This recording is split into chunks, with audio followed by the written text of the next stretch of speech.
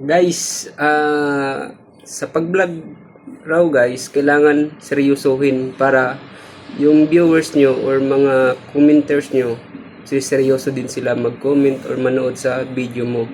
Tapos, kailangan sa isang vlogger, maayos yung pagsasalita, lalo na sa atin. Baka magulat kayo guys, bakit ka nagtatagalog, Bisaya ka lang naman.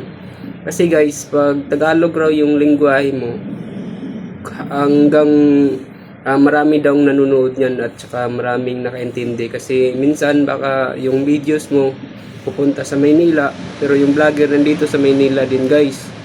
So yung mga Tagalog makaintindi din, mga Bisaya makaintindi rin, pero sa mga Bisaya siguro parang parang so weird kayo guys, na so weird na nagsasalita tayo ng Tagalog kasi Bisaya tayo eh. Pero thank you for watching pa rin guys. Thank you for watching. Thank you for your support. Okay, dito natapos yung video natin. Bye bye.